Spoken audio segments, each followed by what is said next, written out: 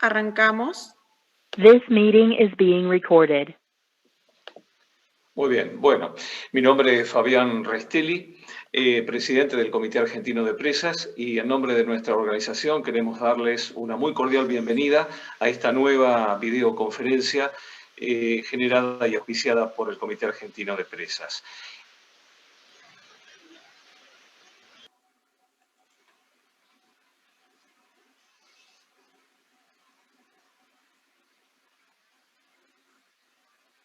No lo escucho nada. No. Fabián, tenés tu micrófono silenciado. Yo no escucho nada. Como siempre, por favor, la próxima. Acá tenés, escuchá, acá Próxima, tenés. Malisa. Acá. The recording has stopped. Malisa, ¿me escuchás? Sí, te escucho. ¿Vos me escuchás a mí? Sí. Pasá a la próxima, por favor, la próxima filmina. Perfecto. Perdón. Volvamos a arrancar porque se nos silenció el micrófono tuyo, así que no te pudimos escuchar la presentación. ¿Sí? Bueno, no hay problema. Vamos de nuevo, por favor. Un segundo, arrancamos entonces, le pedimos a todos que ingresen, que silencien sus micrófonos. Arrancamos en 5, 4, 3, segundo, 2. Un minuto que vamos a silenciar un par de micrófonos que acá lo vemos abierto. ¿Sí? Ahí, Fabián, ¿me escuchás? Sí, perfecto. ¿No? 5, 4, 3, 2, 1 y This arrancamos. meeting is being recorded. Ok. Bueno, en nombre del Comité Argentino de Presas, le queremos dar una muy cordial bienvenida a una nueva videoconferencia, en este caso a cargo de la profesora María Elizabeth Pardini, que voy a presentar en un minutito. Adelante, por favor. Como siempre, nuestro agradecimiento.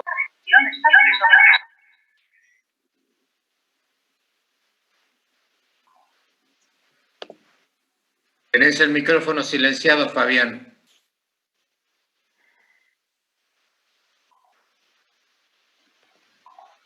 Fabián, tenés el micrófono silenciado. Bien, un agradecimiento formal a todas las empresas e instituciones que nos permiten realizar este tipo de eventos en nombre del Comité Argentino de Presas. A la próxima, por favor. Bien, en esta oportunidad queremos hacer un cordial agradecimiento a la Universidad Nacional del Litoral, particularmente a la Facultad de Ingeniería y Ciencias Hídricas, habida cuenta de que la profesora Elizabeth Pardini forma parte de su staff docente y esta facultad está cumpliendo su 50 aniversario en este año. De modo que felicitaciones y en nombre de todos nosotros el reconocimiento por la noble tarea que realizan. En nombre del doctor Raúl Pedraza, entonces, queremos dejar este saludo cordial para todos ustedes. Avance. Bien, la conferencia del día de la fecha tiene como título Terraplenes de defensa contra inundaciones, experiencias locales y tendencias en el mundo. Estará a cargo de la profesora ingeniera María Elizabeth Pardini, conocida por todos nosotros como Malisa. Malisa es una especialista en geotecnia, mecánica de suelos, presas, terraplenes y obras de defensa. Es un consultor independiente, integra la comisión directiva de SAIG, que es la Sociedad Argentina de Ingeniería Geotécnica. Es miembro, además, de la International Society of Soil Mechanical Engineering. Es profesora en la Facultad de Ingeniería y Ciencias Hídricas de la Universidad Nacional del Litoral y también es profesora en la Facultad de Ingeniería de la Universidad Nacional Tecnológica, o la Universidad Tecnológica Nacional, mejor dicho, Regional Santa Fe. Es representante por Argentina en el ICOL, en la Comisión Internacional de Grandes Presas, en el Comité Técnico de Levees and Small Dams, y hasta el año pasado ocupó el cargo de vicepresidenta del Comité Argentino de Presas. Así que en nombre del Comité Argentino de Presas, querida Malisa, te queremos agradecer enormemente esta conferencia, tu predisposición y tu siempre colaboración para con nuestro comité. Una vez más, les vamos a pedir a todos, por favor, que silencien los micrófonos. La presentación está siendo grabada, luego va a ser subida en el canal de YouTube del Comité Argentino de Presas, y a los socios del comité les recordamos que al finalizar esta conferencia vamos a tener la asamblea anual de nuestra institución. Muchísimas gracias, bienvenidos y a disfrutar de nuestra invitada. Bueno, muy buenas tardes a todos. Esta que está aquí soy yo, en épocas de peluquería y sin pandemia. Ahora me van a ver un poquito distinta, pero bueno, con el mismo ánimo, digamos, de compartir con ustedes un rato amable, compartir experiencias. Y bueno, yo también quiero agradecer obviamente al Comité Argentino de Presas que haya puesto, digamos, como punto de su serie de conferencias a este tema, que además de tener un interés técnico, tiene un hondo interés social, sobre todo para las ciudades que vivimos en zonas muy vulnerables a sufrir inundaciones. Les aclaro, soy de la ciudad de Santa Fe. Todas las ciudades que están ubicadas, están localizadas muy cerca de los ríos, de la zona litoral, tienen problemas similares, y también de otras provincias. No somos la excepción, las provincias de la Patagonia, también hay inundaciones en otras regiones del país, obviamente en todo el mundo. Bueno, aquí les estoy mostrando algunas imágenes que ustedes posiblemente las hayan visto. Y por ejemplo esta, la de la derecha, es de la rotura de los levees en New Orleans, después de Katrina en el año 2005. O sea que realmente es un problema de todo el mundo y debe ser encarado no solamente desde un punto de vista exclusivamente técnico, sino con una mirada muy, muy transversal. De todas maneras, como mi formación proviene de la geotecnia relacionada con la hidráulica, porque soy hija de agua y energía, ya se darán cuenta la edad que tengo, por supuesto, mis acotaciones, mis reflexiones van a ser más que nada desde un punto de vista geotécnico, porque es lo que yo más domino. Entonces, bueno, es más o menos el esquema que vamos a tratar, el que está listado aquí abajo. Vamos a hablar de conceptos generales, causa falla, algunas obras de defensa en el litoral argentino y el estado de la situación de la Argentina y en el mundo. Bueno, yo les voy a mostrar acá un par de imágenes, un par de slides, y dice adrede, ¿alguno de ustedes fue afectado por una inundación? Porque hay gente que tenemos noción, tenemos conciencia de lo que significa una inundación porque la hemos vivido muy de cerca, aunque no la hayamos padecido absolutamente en forma directa, pero hay gente que no se imagina cómo se refleja a lo largo del tiempo una situación de inundación. Y ahí adrede puse la comunidad en acción, porque toda esta gente son voluntarios que están llenando bolsas de arena a tratar de solucionar una situación que se les ha ido de las manos. Esto significa que por ingenieros pongamos toda nuestra aplicación en este tema, no siempre podemos solucionar todos estos problemas. Entonces es necesario abordarlos con seriedad, con profundidad, y no esperar que vuelvan a ocurrir situaciones como estas. Lo ideal sería que no volvieran a ocurrir nunca jamás.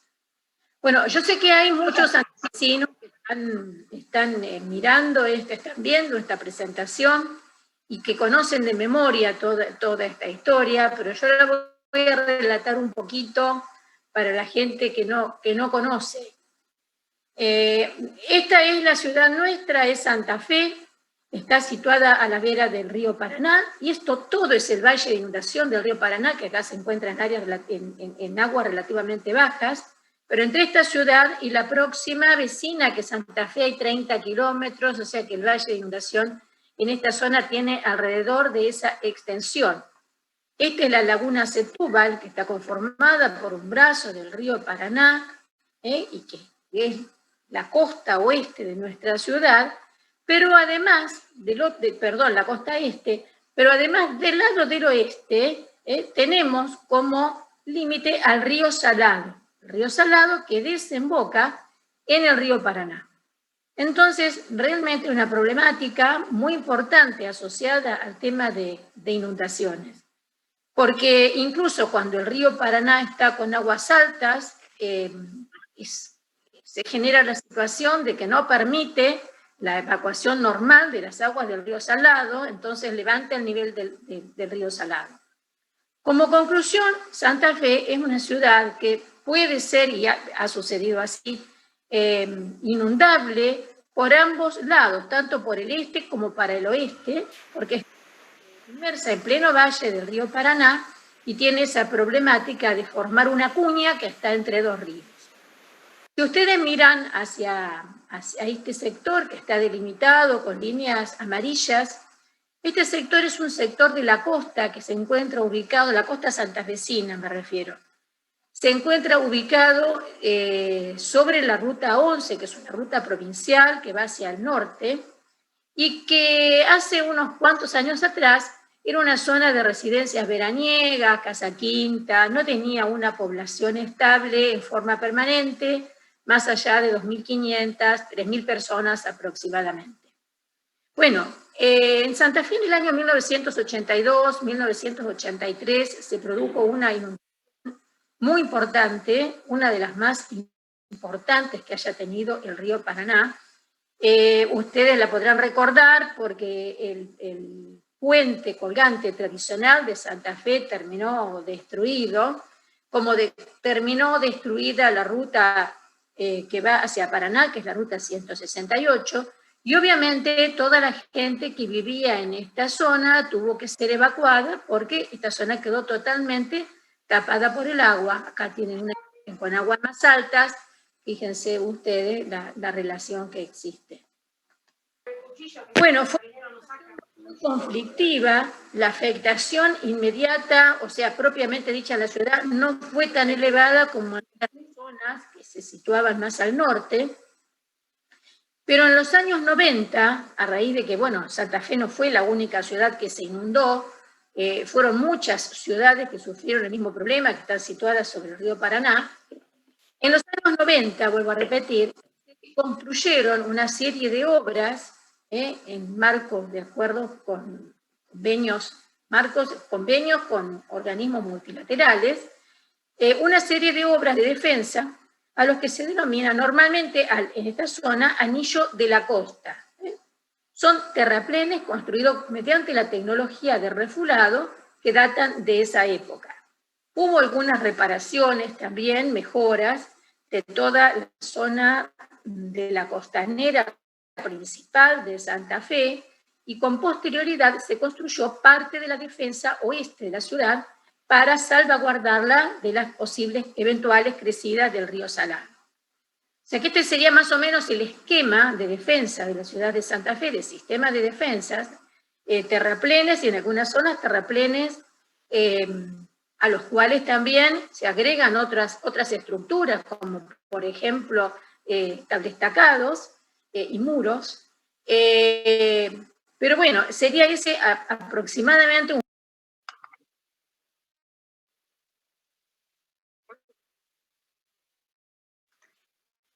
Se ha quedado sin audio. Sí, quedé muteada. ¿Hasta dónde escucharon?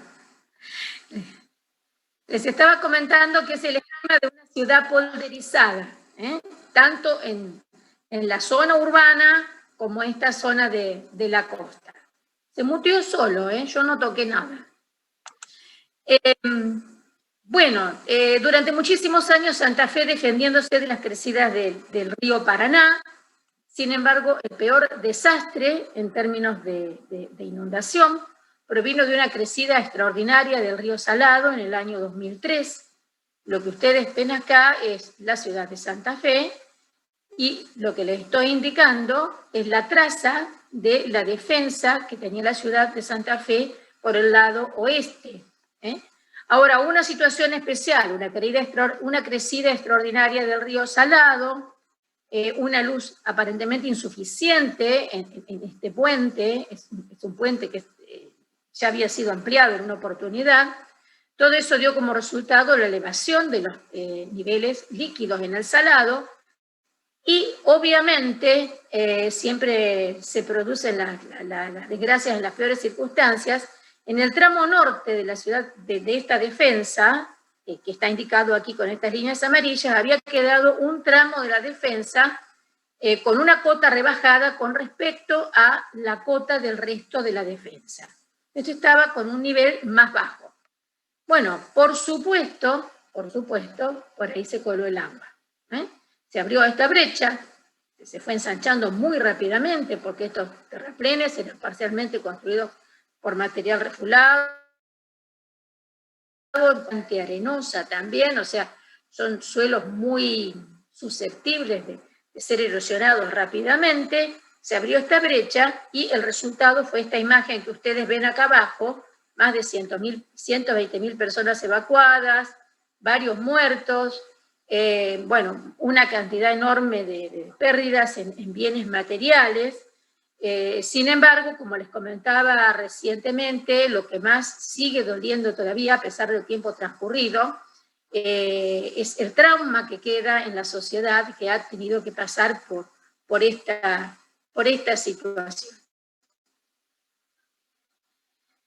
Después de esta situación del año 2003, hubo otra circunstancia que también produjo una inundación de Santa Fe, pero fue por unas lluvias, por una secuencia de lluvias muy importantes, y porque lamentablemente no estaba adecuado para esa época todo el sistema de drenaje interior de la ciudad de Santa Fe. Tarea que se llevó a cabo en conjunto con el Instituto Nacional del Agua, la Municipalidad y la Facultad de Ingeniería y Ciencias Hídricas, que lo que hicieron es dar solución a este problema de cómo desaguar un polder que obviamente queda cerrado, pero si sucede una situación de lluvias muy importantes, es necesario tener zonas donde se pueda concentrar esos excesos hídricos y retirarlo después mediante estaciones de bombeo. Entonces, de esta manera, lo que se quiere, digamos, significar que en realidad los terraplenes de defensa no son muchas veces una obra de defensa por sí misma. Es distinto cuando uno genera un terraplén de defensa a lo largo, por ejemplo, de un curso de un río para defender una zona que no tiene construcciones, o cuando estamos defendiendo zonas urbanas. Entonces hay que prever, además de los terraplenes de defensa, todas las obras complementarias, generalmente son obras hidráulicas, obras civiles, para poder... ¿No para pagar eso? ¿Perdón? Justamente para poder extraer los excesos líquidos que se produzcan por algún evento hídrico extraordinario.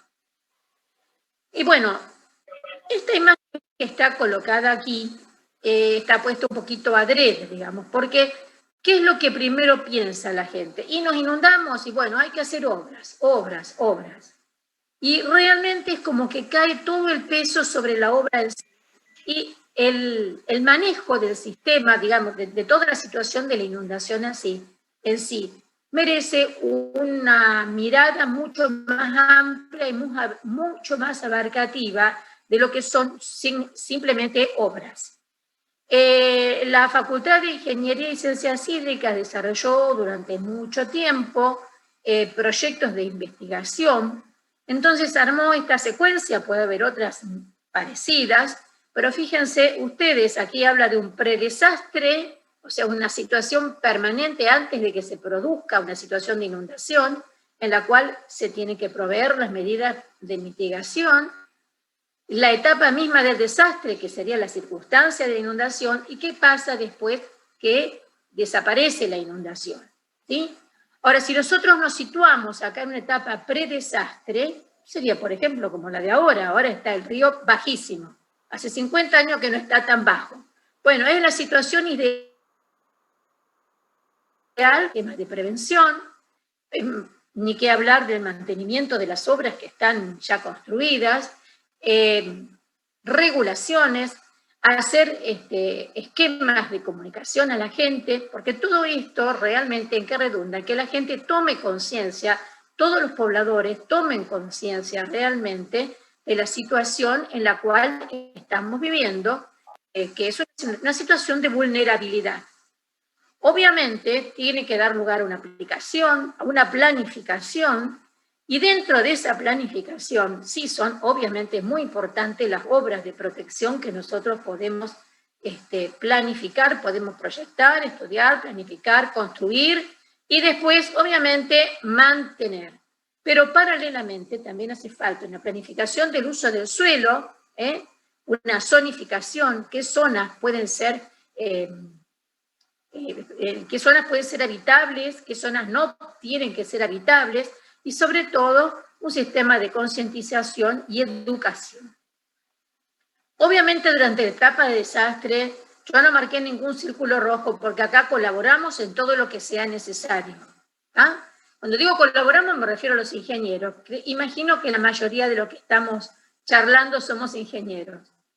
Después en la etapa de postdesastre también habrá una etapa de evaluación, de rehabilitación, de reconstrucción, en la cual el papel del ingeniero va a ser muy, muy importante. Pero fíjense ustedes que no solamente la función es la responsabilidad de funcionamiento del sistema, es responsabilidad del ingeniero. Acá tiene que haber toda una red de contención para la población, de estudios, tiene que haber instancias dentro de los estamentos gubernamentales que den lugar, ¿no es cierto?, a que se lleven a cabo todas estas etapas para que realmente se pueda llegar a buen camino. Bueno, volviendo a los terraplenes de defensa, les coloco acá una definición que está bien taxativa y pertenece al Manual Internacional de Terraplenes de Defensa de Levis, de los cuales les voy a hablar dentro de un ratito. Y dice, los terraplenes de defensa son estructuras construidas predominantemente de suelos que no pueden ser alteradas o removidas en condiciones normales por la acción del oleaje y corrientes, cuyo objetivo principal es brindar protección contra eventos de inundación fluvial y costera a lo largo de costas marítimas, ríos, lagos y vías fluviales artificiales. Los diques forman parte de sistemas de defensa contra inundaciones que también pueden incluir muros, estaciones de bombeo, estructuras de cierre, elementos naturales y otras estructuras asociadas. Bueno, esta definición creo que es una definición muy taxativa y muy explicativa de lo que realmente se entiende por terraplenes de defensa. El ICOL, por ejemplo, en su Comité Técnico Internacional, que se llama LE, ha unificado hasta ahora a los levees y a las pequeñas presas. Porque, en definitiva, los levees, dikes, embankments, como quieran llamarle en otro idioma, o terraplenes de defensa simplemente, son estructuras que no tienen demasiada altura, tienen a veces una altura no mayor a 10 metros, sí tienen una longitud considerable, son muy extensas. En el caso, por ejemplo, del Anillo de la Costa, que yo les estaba mencionando, supera los 50 kilómetros y se han seguido anexando nuevas zonas.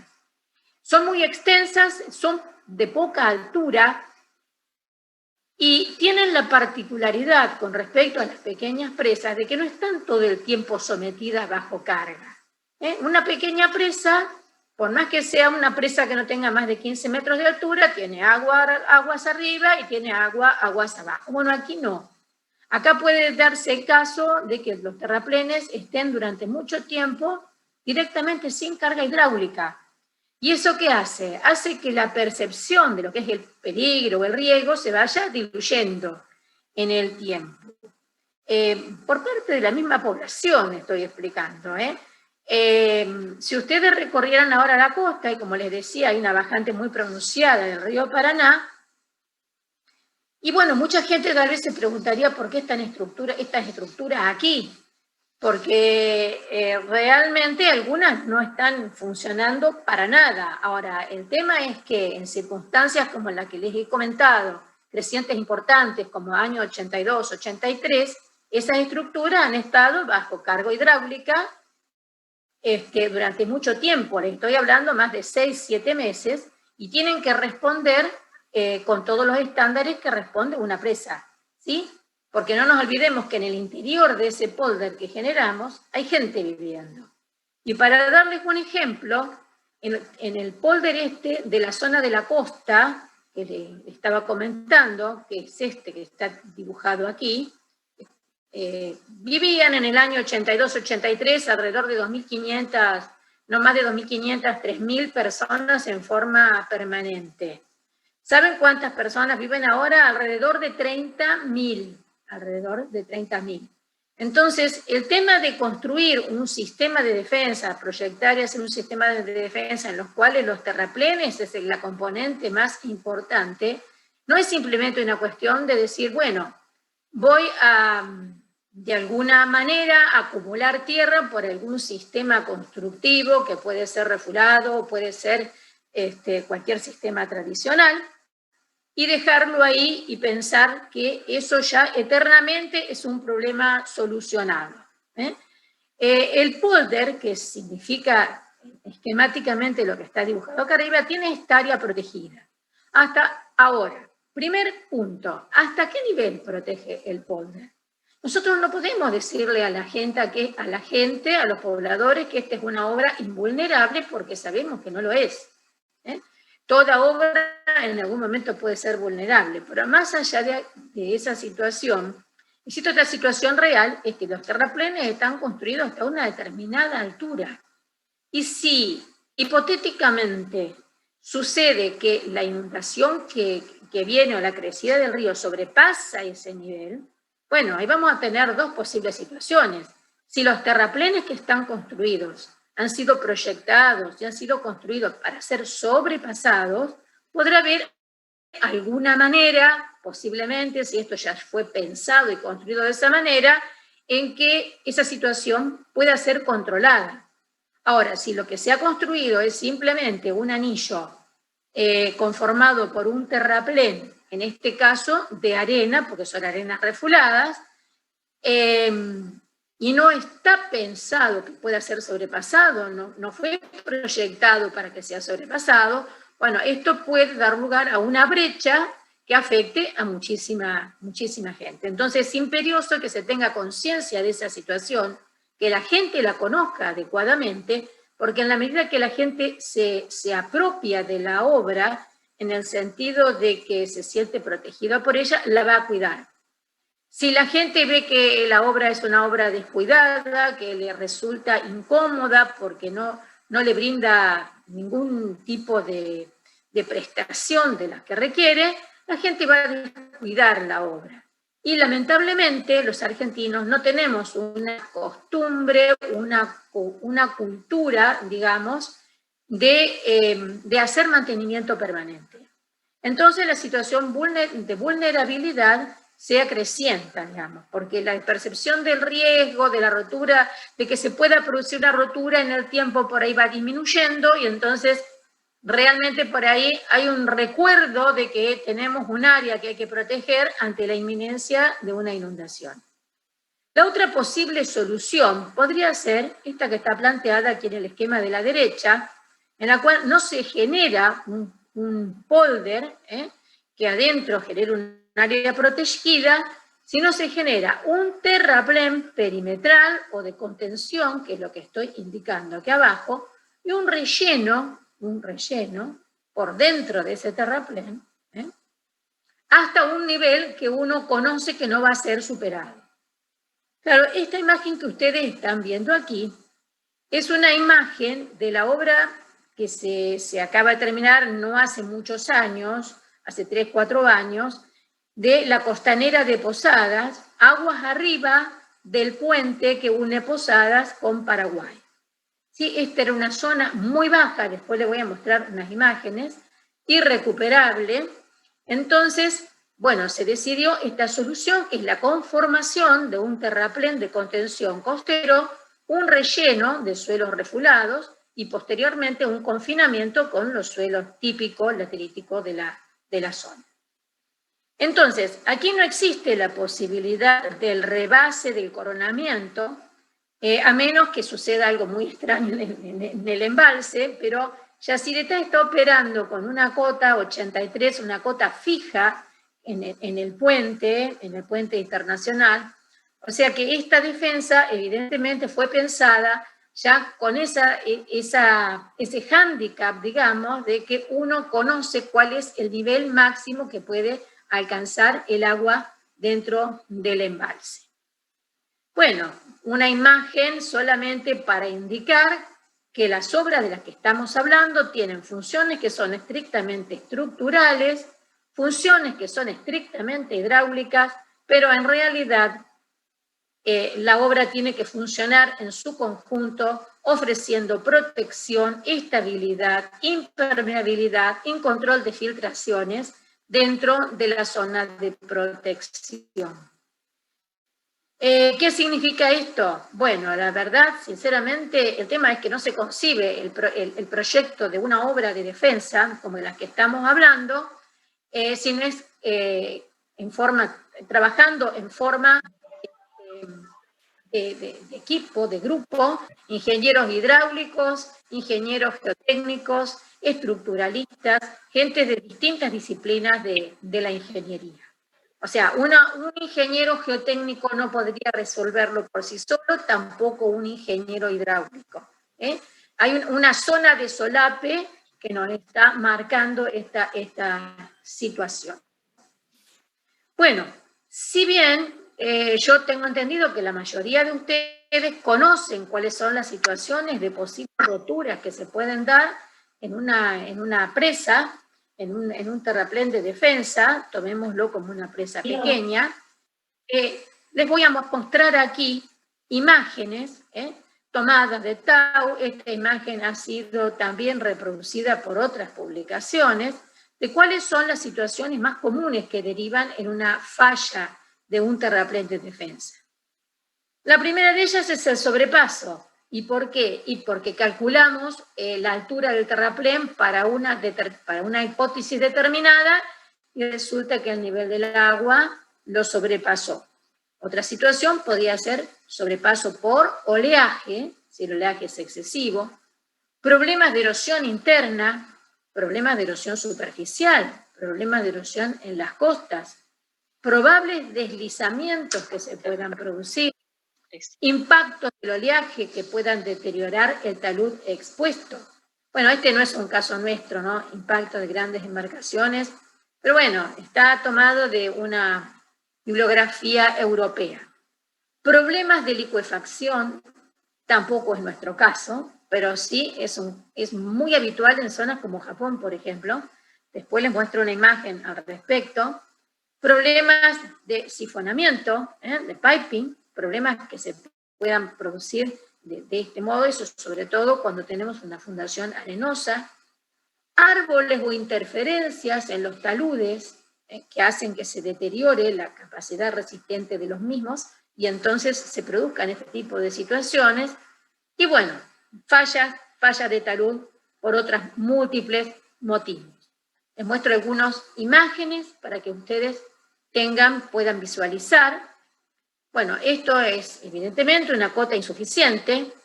Esos son terraplenes que en algunos lugares de Europa se han ido recreciendo a lo largo del tiempo. Fíjense que son viviendas que tienen sus años, y empezaron siendo por ahí terraplenes mucho más bajos, y con el paso del tiempo se han ido recreciendo y han quedado las viviendas prácticamente al pie del terraplén. Bueno, aquí tenemos una situación donde está sobrepasando directamente, y esta situación hace que se deteriore el talud interior. al cual generalmente no se le da la importancia que se le debería dar. Es muy probable que acá también haya habido algunos problemas de sifonamiento, de piping o de erosión, porque fíjense que hay un bolseado tradicional tratando de contener la extracción del material, problemas de exceso de oleaje. Estos son problemas de macroestabilidad. Atenti, porque estos son los problemas realmente muy complicados, porque ya está involucrado el coronamiento del talud. Observen ustedes las fisuras que se muestran aquí. Este es un terraplén de Bélgica, este es un terraplén de Argentina, de no muy lejos, porque los santafesinos sabrán reconocer. Esta es la defensa oeste de Santa Fe, en la cual en alguna oportunidad se inició una obra que obviamente se fue cancelada, con una enorme extracción de suelo entre el pie del talud y la cinta asfáltica. Derivó en una situación de esta, una enorme fisura que se prolongaba por el talud. Quedan siempre en los sistemas de defensa situaciones que no han sido suficientemente controladas. Nosotros en Santa Fe lamentablemente tenemos una situación así, esperemos que se solucione en corto tiempo, pero fíjense ustedes, acá hay un curso de agua, esto que les estoy indicando es la defensa, parte del anillo de defensa que vimos en las primeras láminas, ¿sí? O sea que en esta zona hay una proximidad entre unos 30 a 40 metros, digamos, desde el pie del terraplén hacia la costa. Sucede que esta costa es la costa de un meandro, justamente se ve bien la formación del meandro, y en épocas de crecida, flujos de estos dos cursos inciden directamente y producen este tipo de situaciones y de erosiones.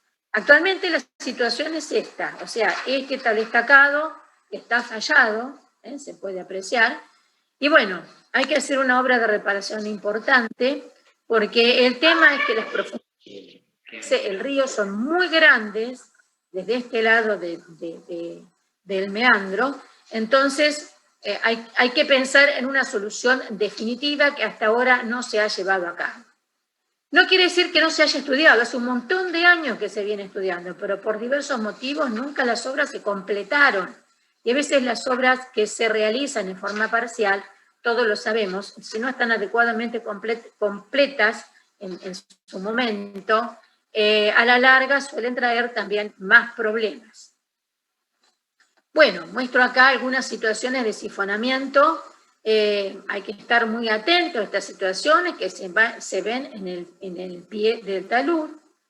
Tubificaciones por interferencias, pueden ser este tipo de interferencias que aparentemente fue una conducción inocente, digamos, y derivó en este desastre. Y al respecto les dejo aquí una referencia bibliográfica que es muy interesante. Actualmente ya estas especies de collares no se están utilizando, que se usaron hace unos años atrás, que se suponía que era justamente para reducir el riesgo de que se produjeran estas situaciones, pero se llegó a la conclusión de que impedían que se compactara correctamente el material alrededor de los conductos. Entonces lo que se está utilizando ahora es, bueno, geotextiles y drenes, digamos, para que el agua circule de un lado hacia otro y no se produzca arrastre del material. Bueno, todas estas cosas que vimos hasta ahora, hemos hablado situaciones de rotura, de posible rotura, de fallas, que están relacionadas, digamos, con la obra en sí, o sea, con la obra dura, digamos, con la obra de ingeniería. Ahora, hay otras situaciones que, fíjense ustedes, esto hacemos los hombres. Los hombres permitimos que transiten vehículos por lugares que no deben ser transitados, porque no están preparados, no han sido proyectados para que sean transitables, que circulen animales, se arroja basura, se produce crecimiento indiscriminado de vegetación en los taludes, que producen los efectos que vimos hace un rato, Y otra serie de situaciones que se dan generalmente por descuido o por falta de información a la población. Fíjense ustedes, aquí se da el caso, por ejemplo, de que hay viviendas que están otra vez junto al terraplén. Entonces, en una situación de emergencia, si uno tiene que ir a hacer una inspección de estos terraplenes, es imposible, porque las casas estas son casas generalmente de gente muy humilde, están pegadas al terraplén. Bueno, también hay otras problemáticas locales. Esto es un terraplén de Japón después de un evento sísmico. También tenemos el problema de animalitos que atacan los terraplenes. Bueno, conforman sus cuevas y estas cuevas generan situaciones de debilidad dentro del cuerpo de los terraplenes. Y bueno, otros casos como presencia de suelos dispersivos, fundaciones sobre suelos blandos, que en las zonas cerca del río Paraná tenemos muchas, presencia de suelos colapsables, suelos expansivos, bueno, vandalismo ya lo hemos visto. Digamos, todas estas son posibles causas que pueden derivar en la falla de un terraplén. Muchas veces no se da una sola, sino que una permite el encadenamiento de varias, ¿no? Pero el asunto es que la obra puede terminar fallando. Entonces, vemos acá las verificaciones tradicionales que hacemos de estabilidad para distintas situaciones, por supuesto, con distintas situaciones de crecida, de bajantes rápidas, con distintas situaciones de carga, verificaciones de filtración, qué sucede con canales al pie para recoger el agua, si es necesario o no necesario, si es necesario colocar el filtro o no. Todas estas verificaciones los geotécnicos las sabemos hacer. Y con más razón los geotécnicos que se dedican a proyectar presas, ¿no es cierto? Una presa en general, en estructura que requiere mucho más cuidado que un terraplén de este tipo. Ahora, ¿qué sucede? Que si un terraplén de este tipo falla y este terraplén está protegiendo un número importante de vidas, de gente, de las pérdidas que se producen, como yo les comentaba desde el principio, tienen un valor inconmensurable. Y un detalle muy importante que no hay que olvidar nunca es la protección de los taludes. La protección de los taludes, que también es un problema de geotecnia y de la hidráulica. Esta imagen está tomada de un boletín del PIANC, y fíjense ustedes de qué cosas depende el comportamiento de una protección. Del talud, su geometría, pendiente, tipo de suelos que lo conforman, etcétera, etcétera, condiciones geotécnicas y solicitaciones hidráulicas. ¿Está? Esas serían realmente las condiciones que uno tiene que tener en cuenta cuando está diseñando el comportamiento de una protección. Las solicitaciones hidráulicas son, en realidad, las situaciones que más agreden a los taludes. Este sería el caso del oleaje. En este terraplén, muy parecido a los de Santa Fe, porque tiene un corazón de arena y un recubrimiento de arcilla, aunque acá el recubrimiento de arcilla es muy, muy, muy pequeño, el oleaje lo que va a generar es una zona de impacto y una zona de levantamiento, de uplift, de manera tal que se va a ir deteriorando toda la protección que se haya colocado, formándose heces y produciendo heces, digo, porque acá se va a hundir y se va a levantar aquí. Y eso va si perdura en el tiempo, obviamente va a terminar agrediendo fuertemente al talud mojado. Pero además del talud mojado, el exceso de oleaje, fíjense ustedes, si yo tengo una situación de sobrepaso, o ya sea por el agua o por el oleaje, se va a producir seguramente erosión en la parte superior, se va a producir humedecimiento y saturación de toda la arcilla, que puede llegar a deslizar como una capa superficial encima del corazón de arena, o si no, formar directamente círculos de deslizamiento. Entonces, cuando uno ve esta imagen, bueno, se impacta un poquito y dice, bueno, epa, ¿cómo estamos protegiendo nuestros terraplenes? En Holanda, que tienen 3 o 4 clases de terraplenes y las tienen tipificados en función de la importancia que tiene cada uno de ellos y de su ubicación, porque hay terraplenes que defienden al país de las aguas del Mar del Norte y otros terraplenes internos. Bueno, obviamente las costas marítimas no tienen recubrimiento vegetal, pero los terraplenes interiores, como es este caso, sí, tienen en la mayoría de ellos recubrimiento vegetal y tienen un recubrimiento también en el coronamiento para evitar que el coronamiento sufra también proceso de destrucción. Una de las cosas que hay que salir inmediatamente cuando se avecina una inundación, una creciente importante, es salir a relevar la cota.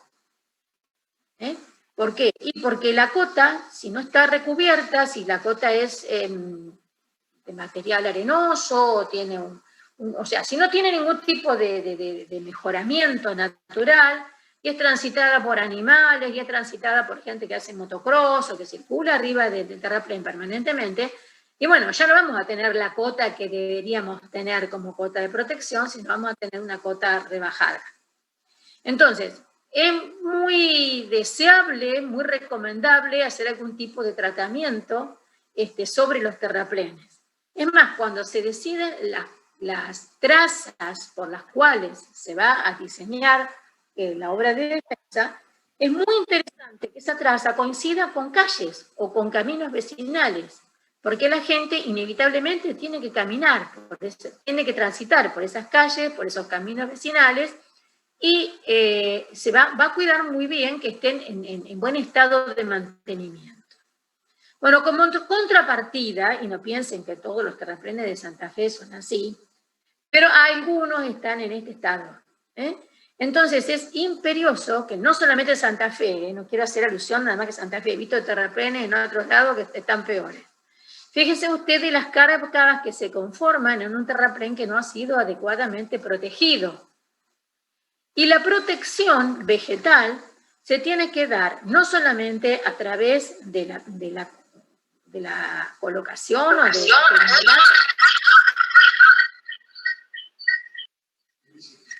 implante de vegetación, sino también hay que colocar una capa de arcilla.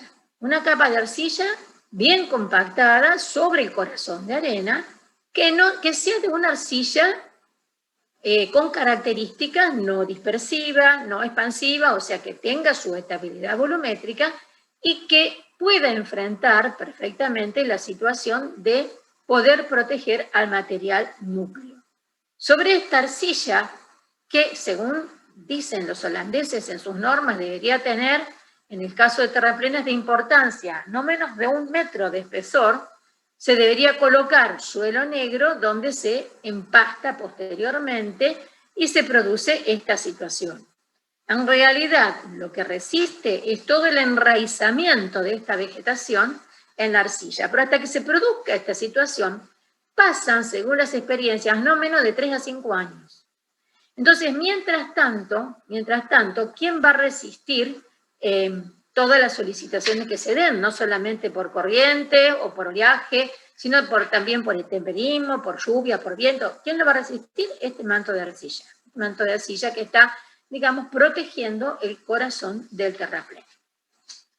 Bueno, vemos acá ensayos. Estos ensayos son de Holanda, donde se está ensayando realmente in situ, o sea, en un terraplén natural. ¿Qué sucede? En esta sería una situación de sobrepaso. Se ensayan situaciones de sobrepaso, o sea, como si el agua estuviera pasando del otro lado hacia este talud, y también de oleaje. Esto se hace especialmente, este sistema lo utilizan especialmente para el análisis y el estudio de protecciones vegetales. Y este es el caso justamente de una falla de una protección vegetal. Fíjense que acá hay un corazón de arena, esto es arena, y una vez que falla la arcilla que lo está recubriendo, ¿cómo se produce rápidamente el deterioro del cuerpo del terraplén? Bueno, obviamente no todos los terraplenes pueden ser protegidos por este tipo de protección, que se llama grass cover o protección vegetal, sino a veces las solicitaciones son de tan importancia que requieren otro tipo de protecciones.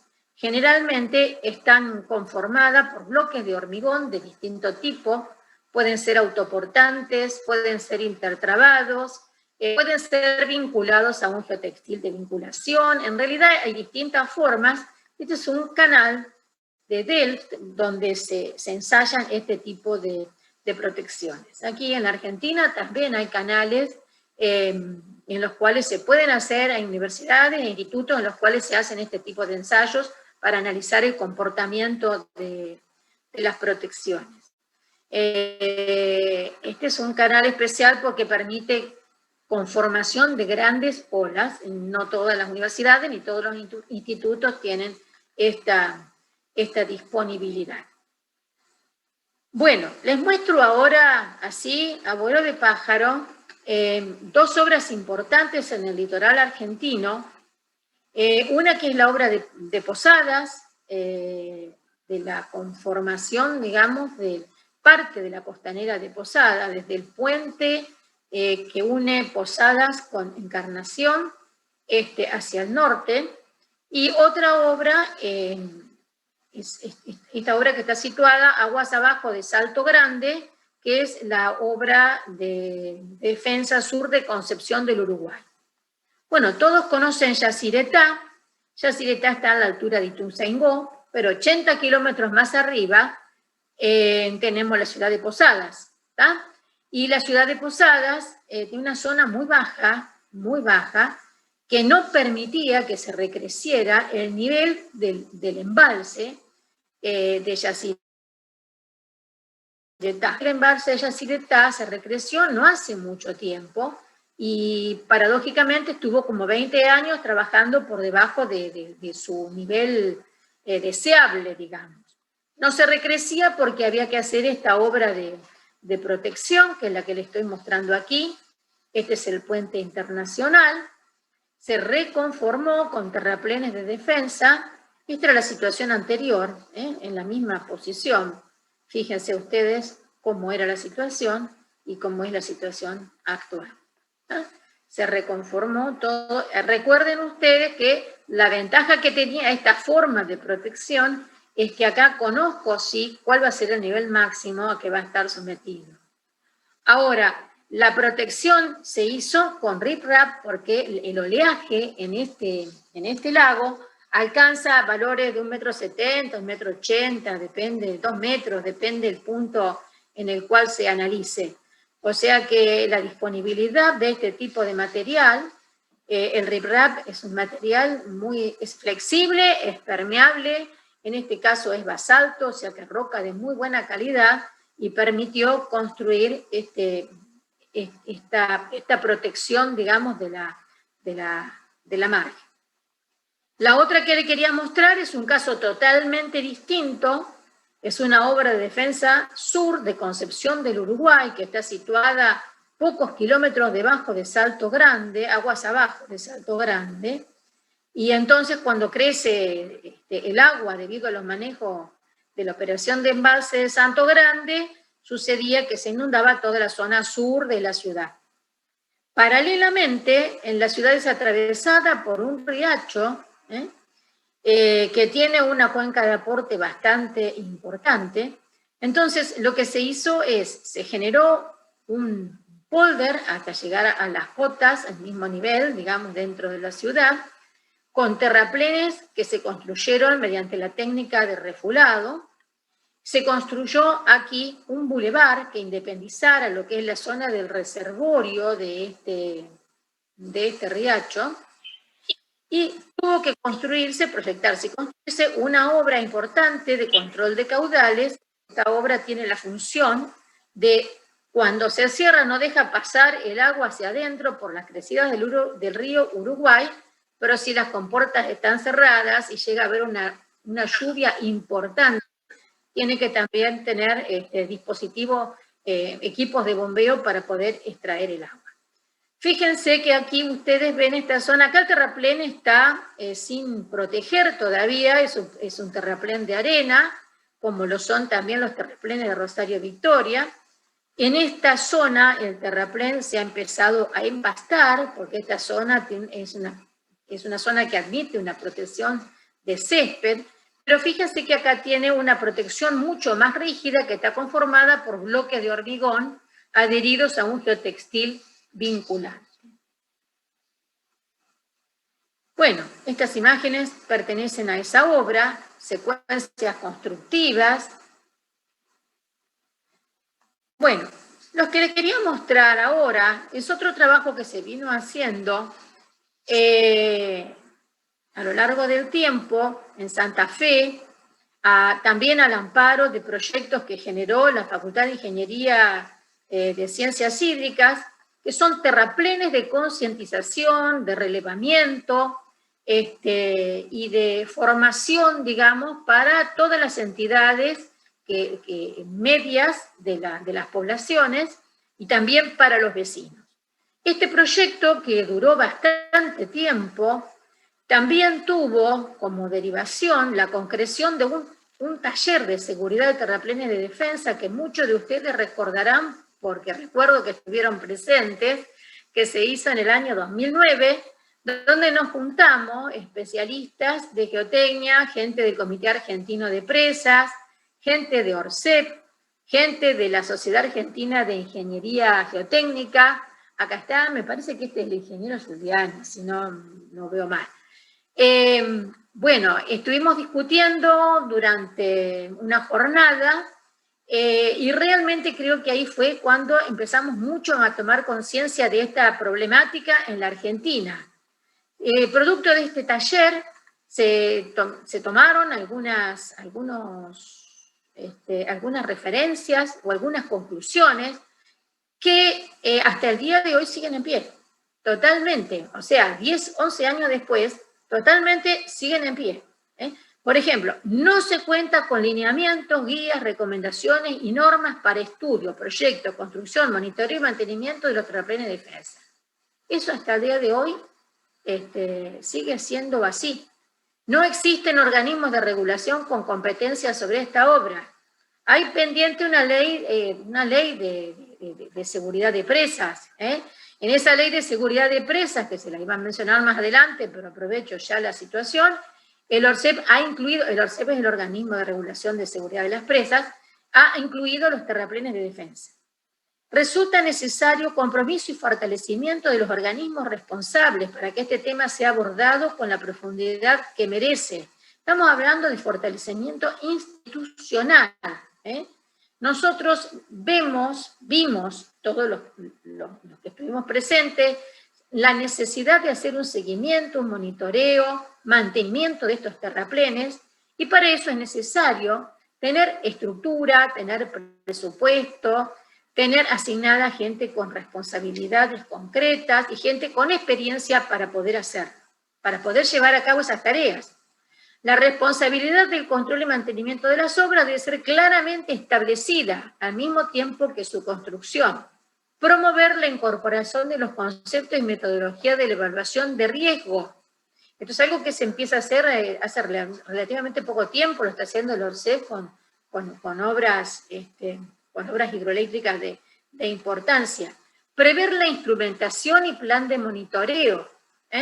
Y para la etapa constructiva, obviamente, correcta definición de las responsabilidades, empresas que tengan calificación para llevar a cabo estas tareas, especificaciones técnicas adecuadas, y bueno, finalmente se recomendaba fuertemente la incorporación de los terraplenes de defensa a la Ley de Seguridad de Presas.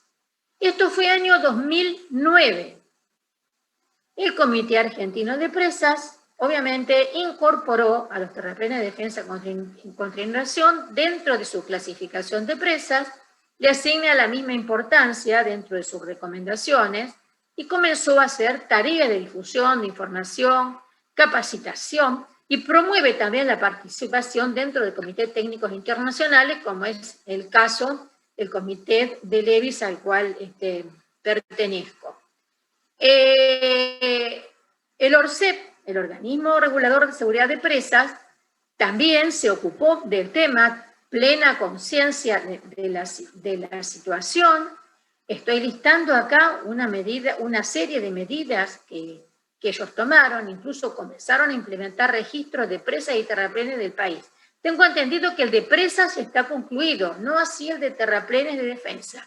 Ni siquiera creo que a nivel provincial las provincias tienen un registro completo de los terraplenes de defensa, de las situaciones, no solamente en los terraplenes, las características de los terraplenes, los bienes que resguardan, la cantidad de vidas que resguardan. En Europa eso se está haciendo y es hacia donde tenemos que mirar. Bueno, la Sociedad Internacional de Mecánica de Suelos, la SAIC integra la Sociedad Internacional de Mecánica de Suelos. Gracias. También está participando a través del comité TC 201, que se ocupa de los aspectos geotécnicos de los terraplenes de defensa, pero exclusivamente de los aspectos geotécnicos, no de otros aspectos. Muy importante para mencionarles, yo no sé si ustedes todos tienen conocimiento de que existe esta bibliografía, que se llama Manual Internacional de Terraplenes de Defensa, editada, su primera edición es del año 2013. Durante varios años, todos los especialistas vinculados a este tema, organizaciones estatales, aún privadas, estuvieron discutiendo durante mucho tiempo distintos aspectos y dieron origen a esta publicación que hoy se puede obtener en forma gratuita. Directamente este link fue sponsoreada por Siria, inglesa. Fíjense ustedes los aspectos que aborda: funciones, formas de falla, operación y mantenimiento, inspección y análisis de riesgo, manejos de emergencia y operación, características del medio y requerimiento de datos, procesos físicos y herramientas para seguridad de presas, proyecto y construcción. Todos estos aspectos son conocidos por los especialistas de nuestro país. Lo que pasa es que no logramos implementarlo, ese es el problema.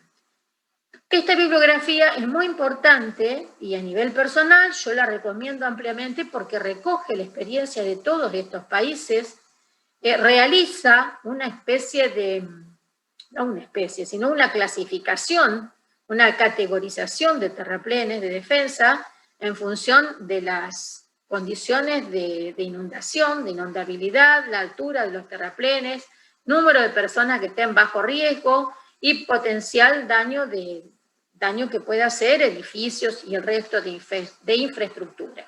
También tiene una guía de planificación de estudios geotécnicos, porque muchas veces dicen, bueno, vamos a hacer un terraplén, pero ¿cuánto sondeo vamos a hacer o qué vamos a hacer? No, acá es todo igual, no hagamos nada, total tenemos un sondeo acá a 400 metros, 500 metros. No, señores, no hay nada más. Nosotros los profesores de geotecnia decimos que el suelo es isótropo, elástico y homogéneo, y no hay ni mentira más grande que esa, por lo menos en cuanto a la homogeneidad. Entonces, hay que plantearse realmente, seriamente, en hacer estudios previos para poder garantizar que la obra resulte bien construida y bien diseñada, sobre todo, porque muchos de los aspectos hay que pensarlos desde el diseño, desde la etapa del diseño. Bueno, el ICOL, más recientemente, en el año 2018, da lugar a este comité, o sea, genera este comité, empieza a funcionar en el año 2018, pero ya había en forma preexistente una especie de comité de los países europeos. Y fíjense ustedes que los puntos que abordan son también similares, o sea, del mismo tipo a los que abordan el comité de la SAIC, pero con una extensión de la Asociación Internacional de Mecánica de Suelos, pero con una extensión más amplia, porque no aborda solamente los aspectos geotécnicos, sino también de otra índole. Bueno, y para finalizar, quería hacerle algunos comentarios acerca de por dónde van las cosas en otros países, y me parece que es donde nosotros tenemos que apuntar.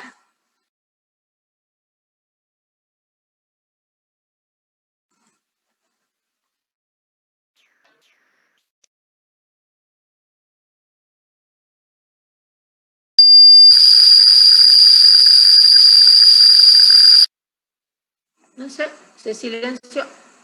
¿Me están Alisa, escuchando? ¿me escuchás? Sí, ahí te escuchamos. Ah, porque me había silenciado. Sí, entró como un sonido en línea. Ahí está. Ah, perfecto. Este concepto, Smart Levy o terraplenes inteligentes, se basa sobre todo en el concepto de que los terraplenes tienen que ser monitoreados en forma continua, si sería lo deseable, tener la información en tiempo real. Eso ayudaría a no solamente entender el comportamiento de estos terraplenes, ver cuáles son sus zonas muy digamos, más vulnerables o el grado de vulnerabilidad que tienen, y se podrían detectar fácilmente en situaciones de falla los lugares específicos en los cuales está aconteciendo. Entonces, el tema es que disponer en forma en tiempo real, digamos, de la información, obviamente ayuda a optimizar todo este tipo de mejoras, de manejo de los terraplenes y mantener esta situación como segura. Claro, nosotros obviamente no somos Holanda. Holanda no existiría si no tuviera la cantidad de terraplenes que tiene, porque tiene gran parte de su territorio bajo el mar. Pero esto no implica que nosotros no tengamos una orientación hacia estos parámetros, digamos, estos lineamientos que se están desarrollando en Holanda, en Bélgica, en Alemania, porque en realidad hoy en día es muy poco lo que estamos haciendo con respecto al mantenimiento de nuestras obras de defensa. Entonces, el asunto es el siguiente: el manejo de todo este gran volumen de datos, la inspección, la gestión que se va haciendo de todo el sistema, lo que permite es hacer un análisis también basado en un manejo del riesgo. ¿Por qué? Porque proporciona no solamente información pasada, sino información actual. Y de esta manera, obviamente, los tomadores de decisiones van a saber cuál es la mejor oportunidad o la mejor situación para realizar inversiones en el tratamiento de estas obras.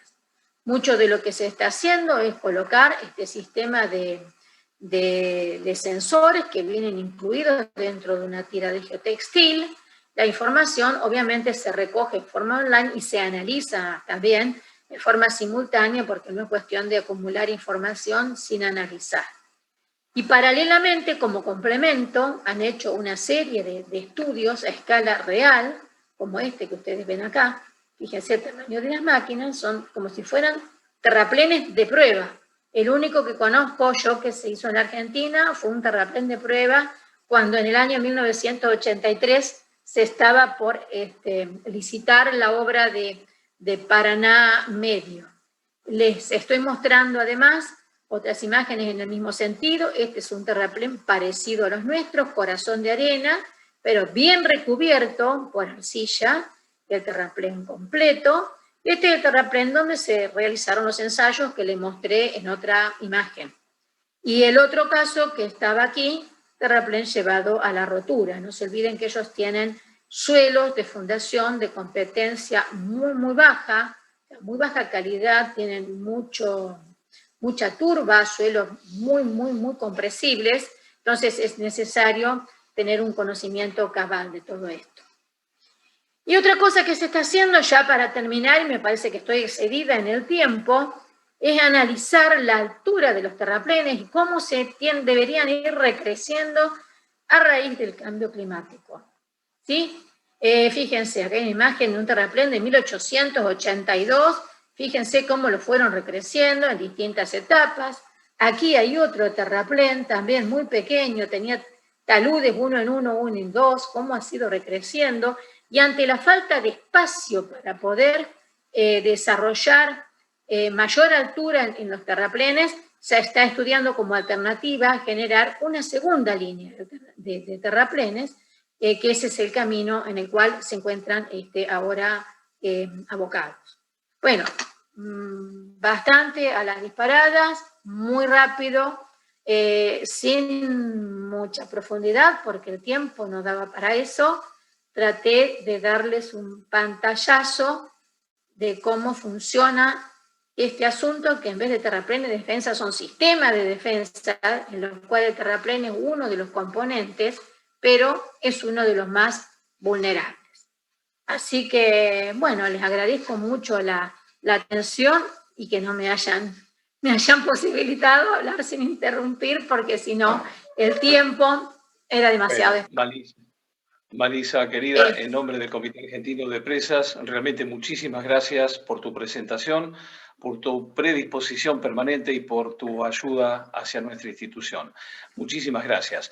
Al resto de los asistentes, ahí tienen el correo electrónico, tanto de Malisa como del Comité Argentino de Presas. Les recordamos que esta videoconferencia ha sido grabada y va a ser subida en el canal de nuestra organización en YouTube. Al resto de los socios del Comité Argentino de Presas los invitamos a continuar en la otra sala a la reunión, a la asamblea anual correspondiente. Muchísimas gracias a todos, un gran saludo y bendiciones. Gracias. The recording has stopped.